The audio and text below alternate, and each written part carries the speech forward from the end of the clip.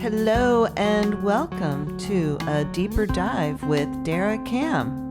Today we will be taking a deep dive into Republican politics with J.M. Mac Stipanovich.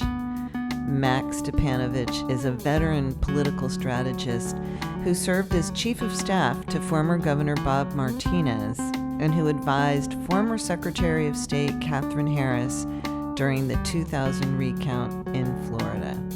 Stick around for a deeper dive with Dara and Mac.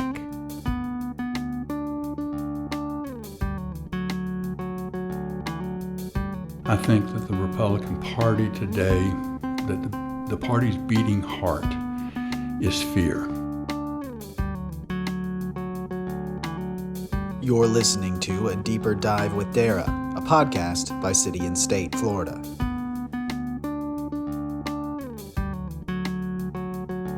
Hello and welcome to the Deeper Dive with Dara Cam podcast. Sharp listeners of the show may notice that I am not, in fact, Dara Cam, nor am I Mac Stipanovich, but this is Ryan Daly, the show's producer and reporter at the News Service of Florida. With a quick word for the listeners, you may hear the whirring of some landscaping equipment behind portions of Dara and Mac's conversation in this episode. That is because we periodically need to get our grass cut and our landscaping done here at the News Service of Florida office in downtown Tallahassee. So please bear with us through portions of this episode where you can hear a lawnmower, a weed whacker. Understand that it's just because we want to have a decent looking lawn, and we apologize for any inconvenience. We really hope you enjoy the episode. It's a great conversation. Stick with us. Welcome to a deeper dive with me, Dara Cam. We're being joined by the original OG, Mac Stipanovich. And he is, I was looking you up on the internet and it said you are a an American politician. And I thought, well, he's made a lot of American politicians, but I'm not sure that is his claim to fame. I will say that in a book about the 2000 election, Mac's going to laugh because I always bring this up whenever we're together. Co-written by a friend of ours, Joe Becker. He is called Dashing and Faintly Dangerous. And sitting here across the table in the terracotta room with him right now, I have to say that is still a very apt description. I wish. All right, so we're going to take a deeper dive into the arc of Republican politics and the arc of politics in Florida and in the country with Mac Stipanovich. Thank you so much for joining us today. Appreciate you having me. It's been a while since I've been downtown. Lucky you. Yeah. He says that with a devilish grin. Let me just start off by asking you, what's the biggest difference in the Republican Party today versus 20 years ago under Jeb Bush and when you were cutting your teeth with Bob Martinez, right? Is that where Yes. you got your start? Yes. The biggest difference is, I used to say that back in the 80s, that if you went into the voting booth and you didn't know either one of the candidates, you had a good idea of what you were voting for if you voted Republican. And, it was a stronger national defense, competition in business, deregulation, those sorts of things, kind of, the Reagan agenda. Today, it strikes me, and of course I'm what is now called a rhino, Republican in name only, Right. Although I would argue that the folks who now run the GOP are in fact Republicans in name only, going back to the gist of this question. The goal is principally power and to preserve the status quo. I think that the Republican Party today, that the party's beating heart is fear. fear of the future, fear of brown people, fear of gay people, fear of foreign competition. And Republican politicians today stoke those fears and exploit those fears. And I think that's maybe the biggest difference. Now, when I say that, we weren't Pollyannas. I mean, it wasn't like we didn't capitalize on people's fear every now and then. But that is the default setting for the Republican Party today. Fear's a strong motivating factor. Do you think that how has that changed since the election of Donald Trump? And what did the election of Donald Trump do to reshape American politics? Well, what happened before, and I've said this before, and it always upsets people, is that there's always been a third, since World War II, there's always been an element, usually about a third of the Republican Party, that were just crazy as run-over dogs. They were the John Birch Society. They were movement conservatives. They were Tea Partiers, and now they're MAGA people. Mm-hmm. The difference today is that those folks were generally suppressed and not paid a lot of attention to post-election by elected Republican politicians. What Trump did was he validated them and enabled them and encouraged them. And so now they're 75, 80% of what's left of the Republican Party. I mean, a lot of Republicans have left the party, at least the old-time Republicans like myself. And, I mean, he opened Pandora's box, and out came all of this ooze from the political underbelly of the country. But if they were just a third of the party, of your former party, you're not a Republican any longer, are you? No, I'm an independent now. Right, which means you can't vote in Florida's primaries, but that's a whole nother... Well, I changed. That's not exactly right. I was a Democrat a couple of weeks ago, so I could vote in the Democrat gubernatorial primary, and then after the election, you can do it online. You now. You can. So I go back and forth all the time.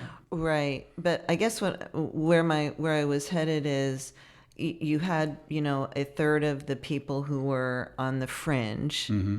and now you've got an entire party that is that the fringe has become the majority of the party. I mean, if you and I had been sitting here even 5, maybe 8 years ago, let's say, mm-hmm. I think even 5 years ago, and we had said Jeb Bush was too liberal mm-hmm. for right. mainstream Republicans, you'd have called me a liar. I'd have called you, whoever said it, I'd have said was a liar. Well, looking back, what probably was the case is that there was a third of the party that was extremist and unafraid to admit it. You could see them. And probably what appears to have been the case is that the party was morally bankrupt long before now. It's just that it was disguised, that you couldn't see it, that because of social pressure or conventions or whatever, that people who were extremists didn't look it and didn't behave like it. And that's going back to your question. That's what Trump did. He made it okay to be crazy. He normalized it. Yeah, he made it okay to be crazy. You were you were a Republican back before Republicans controlled the House and the Senate, and Right. To what degree do you feel? I don't want to. Sure. But to what sense of responsibility do you feel that you and the old guard bear on the state that the Republican Party is in today? I think we bear a great deal of responsibility. I've talked about it in other venues and with some of my colleagues from the old days and all. I mean, as I've said before, I think I said in a recent New Yorker article, we exploited that third. We promised them things that we never were going to give them. in order to have their votes on Election Day. And so we were morally corrupt as well. Me, Stuart Stevens, who recently wrote a book about his very impressive career as a Republican consultant. The name of the book it was all a lie. Yeah. And so we, Rick Wilson, who lives here in town, we all have a great deal of responsibility for what happened. But now there's no going back.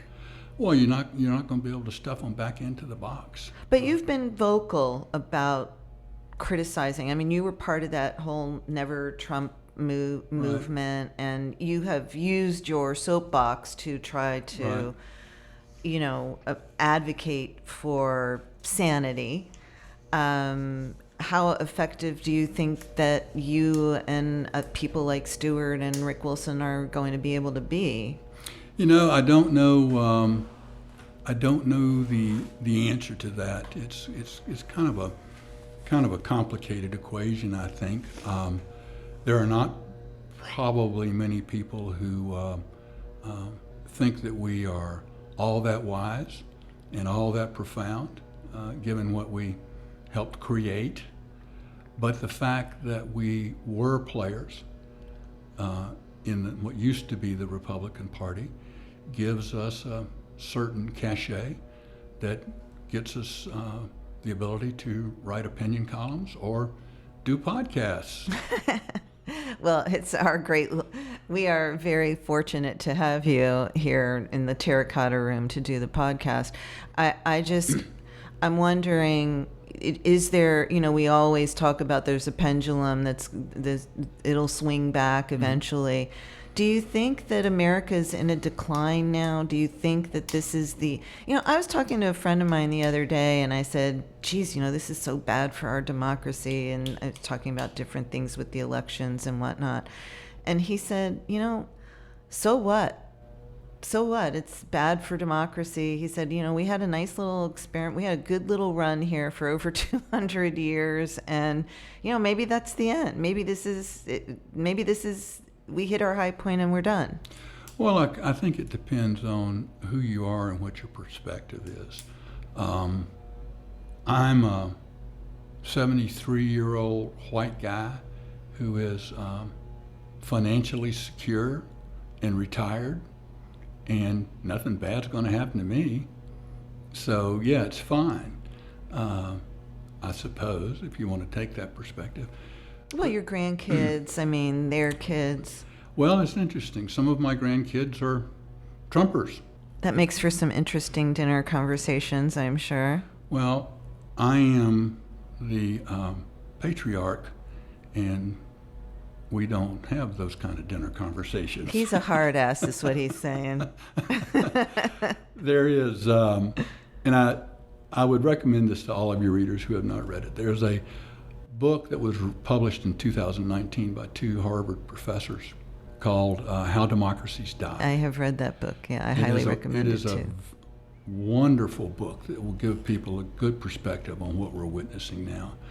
And I think that one of the quotes or one of the thoughts from that book that I remember vividly is that the author said, there are very few times in history in which an ethnic majority has gracefully and peacefully given up its status and power. And I think that's what we're living through now, a declining ethnic majority that is fighting to preserve the status quo and their status and their power.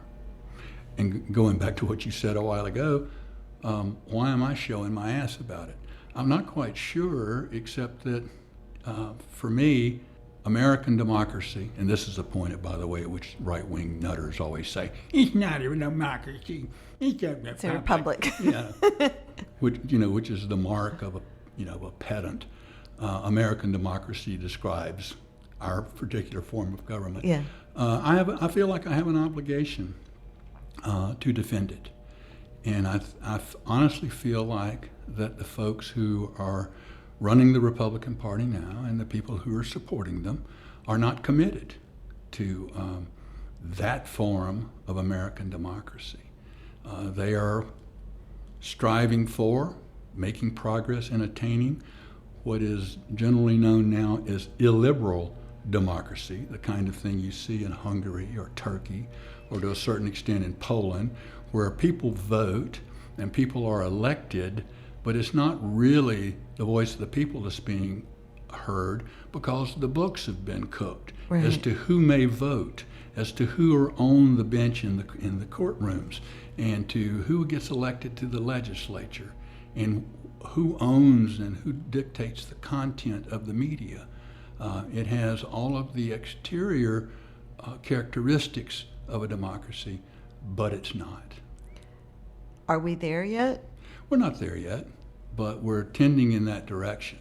And again, it is, maybe it's rear guard, maybe it's not a rear guard action, but it's a rear guard action by folks who are accustomed to power and don't intend to relinquish it. We have Governor Ron DeSantis, in my view, having covered many governors and seen how executives have operated over the past 25 years in Florida, is flexing his executive power in a way that I don't think we've seen any other governor in modern history do.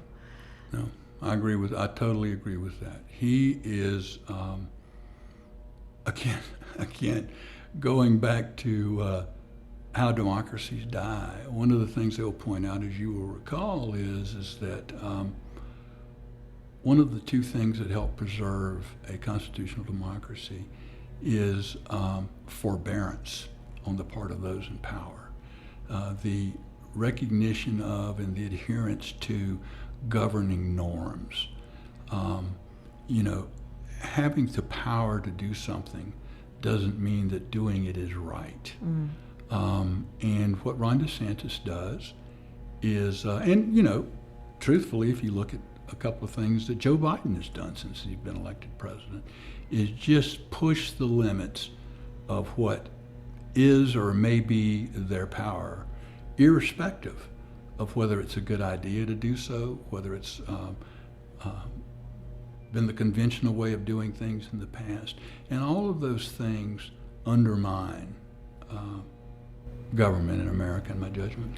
Yeah, one of the things that Governor DeSantis has done is he has suspended from office recently the former Hillsborough County State Attorney, Andrew Warren. He was my guest on the podcast recently, who was elected twice in Hillsborough County, a Democrat.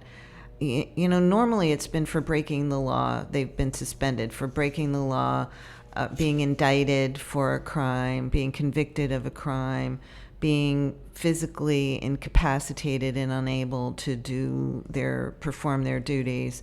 He singled out Andrew Warren for statements he had made about what he might do. Right, exactly right. That's right. Exactly. You know what remember the old movie? What is the old movie with, The Minority Report, where people are jailed for what they're thinking about doing because they can read their minds. Yeah. The Andrew Warren thing is a perfect example of the bullying that is characteristic of Ron DeSantis. It was it's as if Warren had said, if the Bucks win the Super Bowl, I'm going to get just drunker than Cooter Brown and drive backwards on the interstate in the wrong direction. And DeSantis suspends him for public drunkenness. Yeah. It was crazy. It seems crazy when you frame it like that, but the governor's, supporters have cheered him on. They literally were cheering him on when he made this announcement. Yeah, Andrew Warren, I just want to note that he is challenging that in federal court, and he maintains that he was removed, that DeSantis exceeded his authority by removing him, and that it was an infringement of his First Amendment rights, too. DeSantis cares not one whit about the law and limits on his authority. His policy initiatives are struck down by federal courts all the time, including Trump-appointed judges. I mean, when he proposes, and his lackeys in the Florida legislature pass a piece of legislation that tell me what I can tell my employees about diversity and inclusion in my business. And if I transgress, they're going to fine me. A fifth grader knows that violates the First Amendment. Yeah. A fifth grader knows it. And then when they pass a piece of legislation that tells these social media platforms what their content can and cannot be, and if they transgress, the government's going to fine them. Again, a fourth grader would know that violates the First Amendment. And there's all this talk about freedom this, freedom that. It's only freedom if you happen to agree with the governor. Yeah. If in your business, for example, at the height of COVID, before people knew what it was, how dangerous it was, I wanted to ask you if you were vaccinated before you came into my business, they were going to fine me $5,000. It does seem, many of these actions that you just laid out right now do seem antithetical to the Republican, That's exactly right. The question you asked earlier, one of the things, the theoretically, philosophically, the essence of freedom in the Western world is private property. And one of the greatest values historically of the Republican Party was the rights that attach to private property. DeSantis has no regard for them at all. We'll be right back with Max Stipanovich.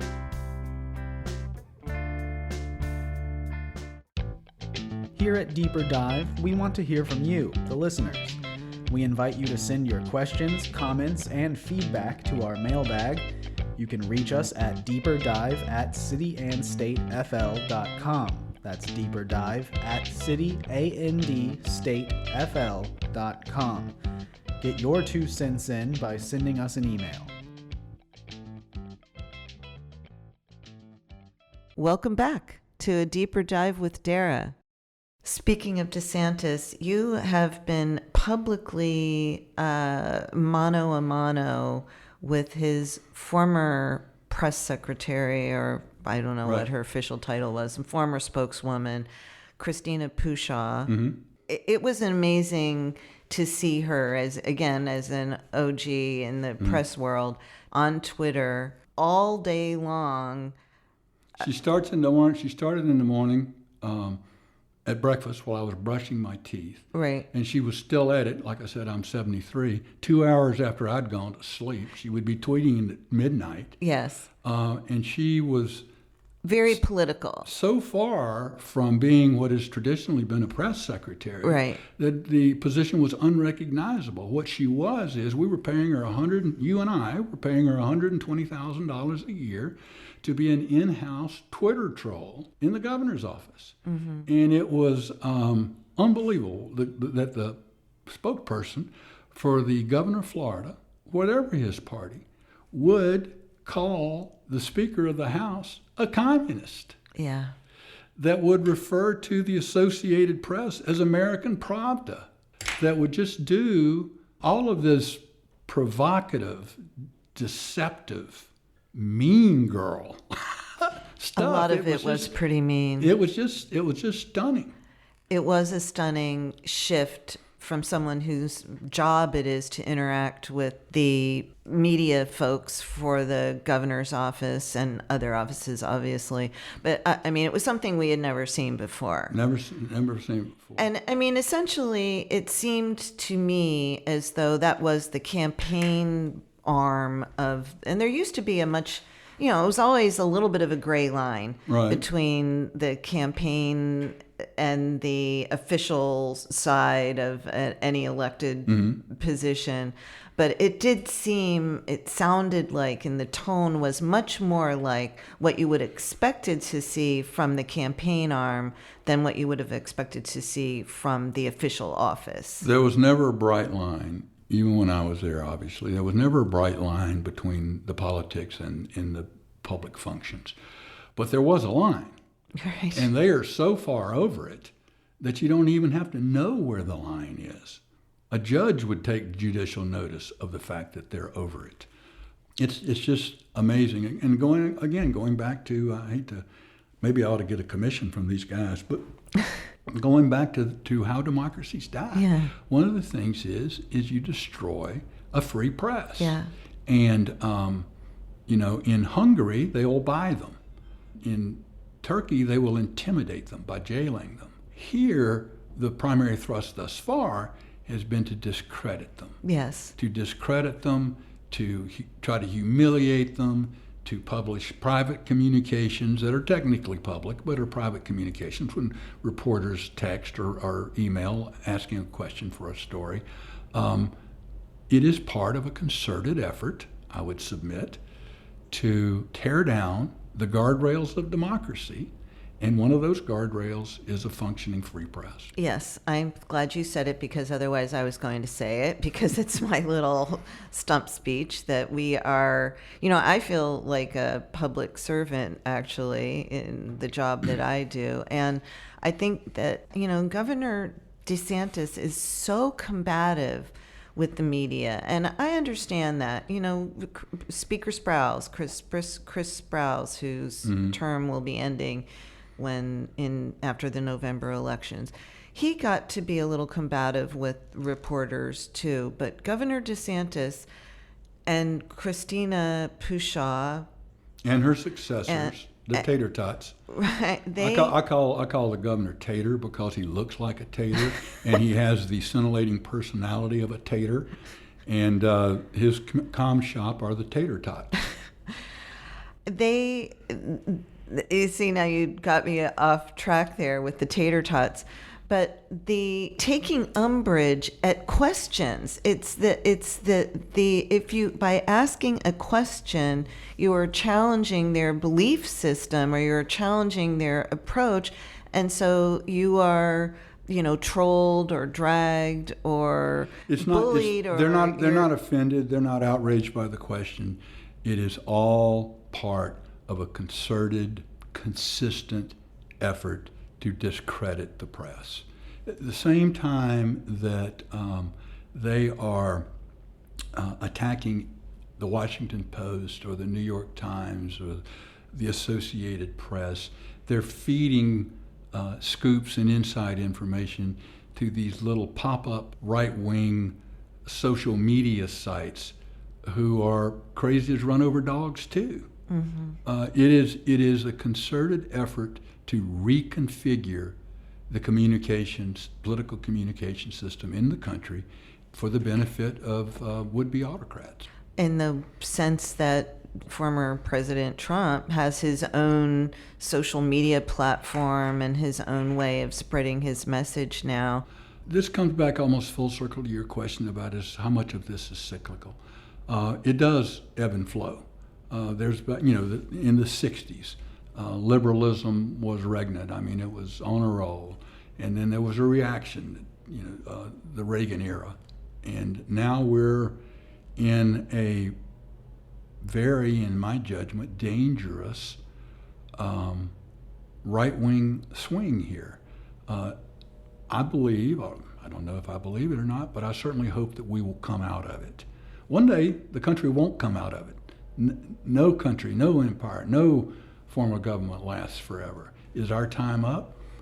That would be too melodramatic. I don't know that it is, but each one of us has an obligation to do what he or she can, going back to something you asked me about me, to fight here. There is, I'm sure, an apocryphal story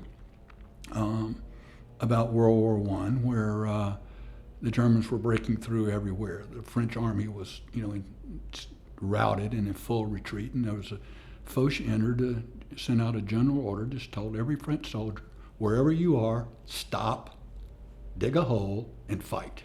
I think that's kind of where we are. The things I do are not very important or very impactful. The hypothetical or the metaphor I use is I'm an old French farmer, and in the middle of the night when everybody else is asleep, I get up and I creep across my fields and through the woods to the highway where the German convoy is going to come tomorrow, and I sprinkle nails on it. Then I sneak back and go to bed. That's very stealthy. Except I put my That's name very, on. wait a minute. Except I put my name on, and then it appears in the. It's very dashing and more than a little faintly dangerous. What advice would you give to the Democrats? And what advice would you give to Charlie Crist, if there's any advice that you can give to any? It seems as if DeSantis is going to be unbeatable in November. He's sitting on piles of cash, the likes of which we've never, how President Trump was. I would say this: DeSantis has. You are correct. He has more money than God. And money buys things in politics. Historically, they bought name recognition. They bought exposure for your ideas. Neither one of these men are unknown. They don't need to buy name recognition. Now, I'm not suggesting that DeSantis' financial advantage isn't significant or probably, maybe even dispositive. But Charlie will get plenty of money in here in the next few weeks. It just won't be nearly as much as DeSantis. Charlie has always been kind of the center of politics. When he was a Republican, he was center-right. Mm-hmm. When he became a Democrat, he was center-left. I think secretly he still is center-left, but I'm not sure. I think you're probably right. But if you look back at 2018, where DeSantis barely won, now the state's changed a lot again since then, so this is not a perfect comparison. Mm-hmm. But when he ran against Andrew Gillum, before everyone knew about the problems Gillum had, Gillum was an unapologetic New Dealer. Right. I mean, he was hardcore Democrat. Progressive. On basic issues. He was going to raise the corporate income tax. He was going to spend that money raising teacher salaries. He had a platform, and he was unafraid to be progressive. Charlie looks like at this point, in a very un-Charlie-like way, that he's going to be unafraid to be progressive. Mm-hmm. He picks the teacher union leader as his running mate. His rhetoric has sharpened.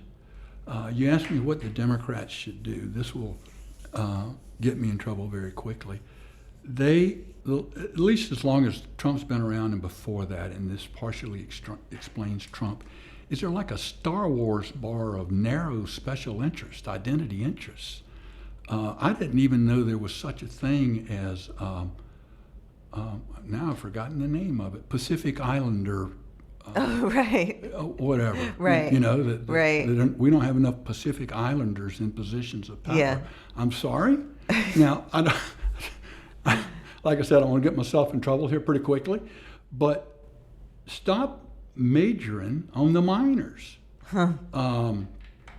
I think that the Democrats are going to have to take some risks in order for people to go into the booth, like I was talking about Republicans in the 80s, so that if people go in there and don't know any of the candidates, they know what they're voting for if they're voting D. And it can't be transsexual parties with children. Right. You're going to lose on that. Yeah. Bite on the unions. Get down on the unions. Get down on taking on big corporations for the benefit of working men and women. Defend, and Charlie may be going here, public education. Republicans want to destroy public education. Right. They just want to gut it. They've been at it, and I was part of the process for decades. Stand up and fight for public education. It's the foundation stone of American greatness.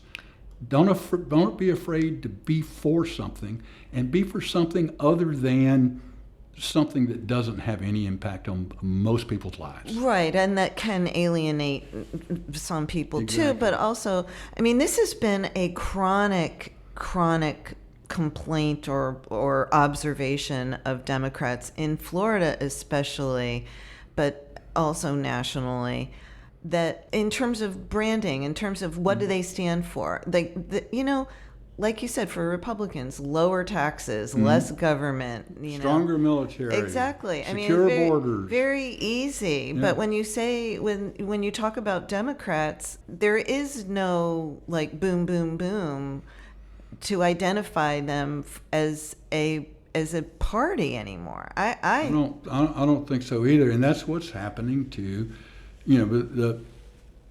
one of the mainstays of the Democrat Party historically, post-World War II, were blue-collar working people.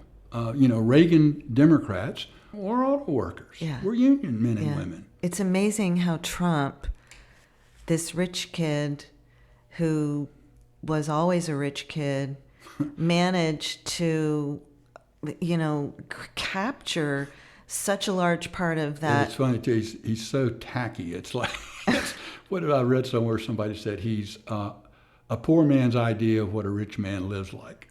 Maybe that was the appeal then. That's exactly right. Maybe that was the appeal. I wanted to ask you about the Republican leaders getting involved in GOP primaries. Mm-hmm. This is a relatively new phenomenon. We didn't see a lot of this. I remember when Jeb Bush did it with Alex Villalobos many years ago. That was considered a big deal at the time when Jeb, as a governor, got involved in a state Senate GOP primary.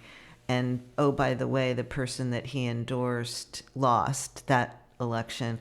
But what are your thoughts on this kind of, I don't know what word it's all part of the process to, again, I was talking about shaping the media earlier. Just as important, if not more important, is shaping the legislature, shaping the school boards, shaping perhaps even county commission races. The current Republican leadership, Ron DeSantis specifically in Florida, doesn't want voters deciding who they want to represent them. He wants to manage their decision. He has no respect for local voters. I mean, the voters down in the Keys pass a referendum about large cruise ships entering the port in Key West, and this legislature just blows right by it. Yeah. Local governments will pass a tax increase that they want to pay for something, and the state legislature blows right by it. They have no respect at all for local government, no respect at all for local elected officials and local voters. And in order to do that sort of thing, you need a quiescent, captive legislature. And the governor, I suppose to his credit, if credit's the right word for it, continue to have a kennel full of lapdogs. You have to have, it takes two to tango there, though, Mac. I mean, if they are subservient to him, that's their choice, isn't it? Yes, but they do it because they value re-election or the election to the next office they want to hold more than the principles they once claimed they held. I like to believe that almost everybody who runs for public office intends to do good, wants to do something good, at least by their definition of good. And they believe that if the time ever comes, along the lines of John Kennedy's Profile in Courage, where they have to put it on the line and give it up to do the right thing, that they'll do it. They were all wrong if they thought that. None of them have done it. Hardly any of them have done it. A few at the national level have done it, which is to be willing to give up their office. Liz Cheney's a prime example. To be willing to give up office in order to do the right thing. In Florida, no way, no how. Prime example is Wilton Simpson. Ron DeSantis did everything after the session but take Wilton Simpson out into the courtyard between the old Capitol and new Capitol, snatch his pants down, and paddle his butt. And when he got through, Simpson in effect said, "May I have some more, sir?" Thank you, sir. May I have another, I believe is the phrase you're looking for. That's exactly right. And because he wants to be agriculture commissioner, he doesn't want the governor to be crosswise with the governor. Right. Yeah. It's self-serving cowardice is what it is. Self-serving cowardice. Well, maybe that's redundant. Maybe all cowardice is self-serving if you think about it. That was fun, wasn't it? It was. Thanks so much for being here with me this morning. I appreciate you having me. A Deeper Dive with Dara is a podcast by City and State Florida, hosted by Dara Cam, produced by Ryan Daly, and music for the podcast was recorded by Periodic Labs, LLC, and performed by Ryan Daly and Danny Reyes.